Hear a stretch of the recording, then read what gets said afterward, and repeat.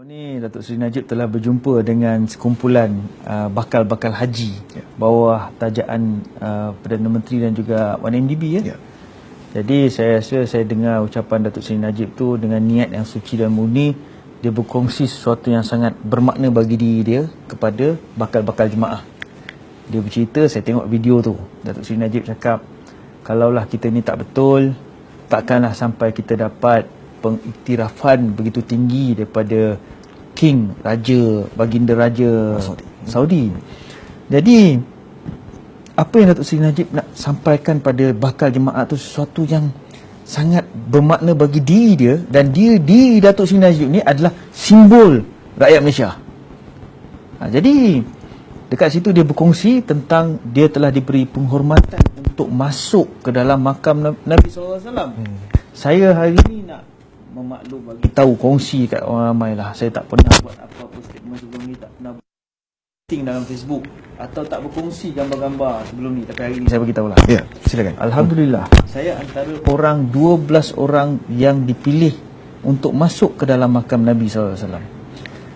Pada malam tersebut kami berjumpa dengan, kami berada dalam bilik hotel Datuk Seri Najib. Datuk Seri Najib telah memberitahu dalam kunjungan dia bersama King, Raja Baginda Sultan Saudi ni, dia telah diberi penghormatan begitu tinggi, dan kita semua telah diberi sebagai guest status.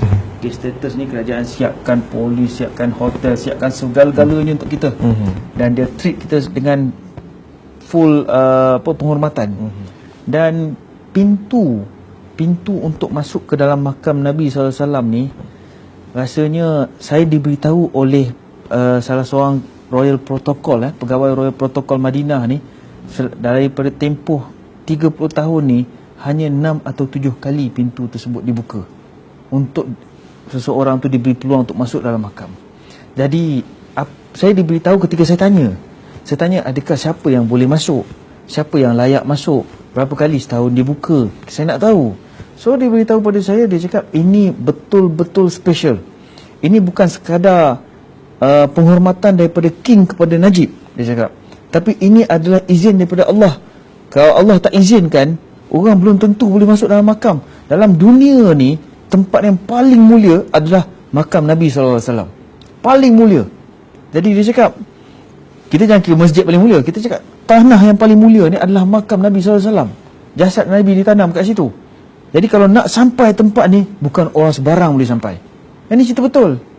Dan bila kita dapat masuk, dia bagi tahu saya, hanya orang-orang yang ini saja yang dibenarkan masuk. So, rombongan kita besar. Rombongan asal kita hanya 20 orang, yang seperti dalam senarai edaran yang telah viral tu lah. Jadi saya salah seorang dalam tu. Tapi ada kawan-kawan lain yang kat sana.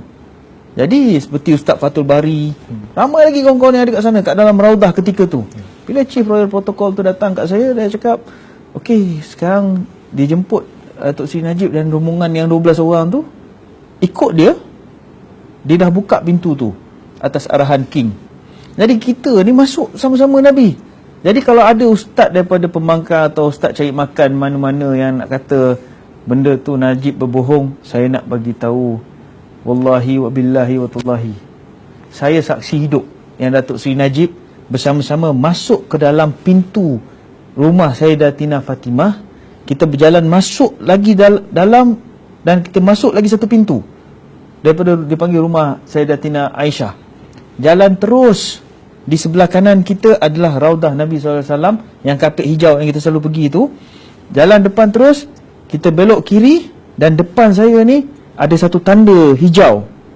Ini dikatakan ini kita betul-betul menghadap Nabi SAW, dan sebelah tu ada tanda hijau menghadap Abu Bakar radhiyallahu, dan sebelah tu Omar radhiyallahu.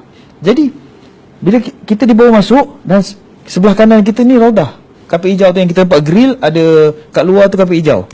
Kat dalam ni, kita masuk ni rumah Sayyidatina Aisyah ni, dalam ni semua penuh debu yang beratus tahun mungkin usia debu dalam tu, bertebal-tebal debu dia, dan ada kain hijau di dinding tu.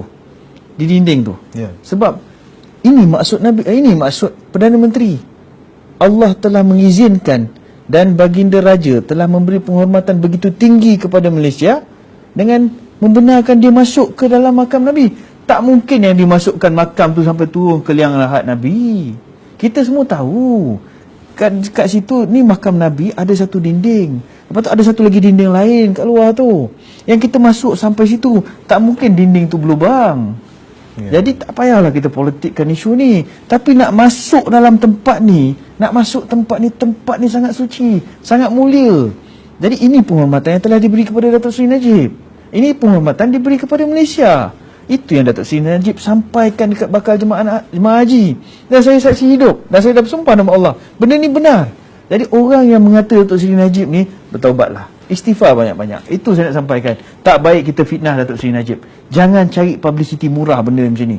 Tak perlu kita bangga diri, tak perlu kita rasa kita pandai agama lebih pada orang lain. Istighfar banyak-banyak. Datuk Seri Najib benar-benar masuk ke dalam makam Nasrullah, masuk ke dalam tu, kita bagi salam depan Nabi SAW, kita bagi salam pada dua sahabat Nabi, kita pergi ke hujungnya, menghadap kiblat, berdoa untuk umat Islam keseluruhannya, doa untuk semua, dan kemudiannya kita keluar. Jadi benda ni benar.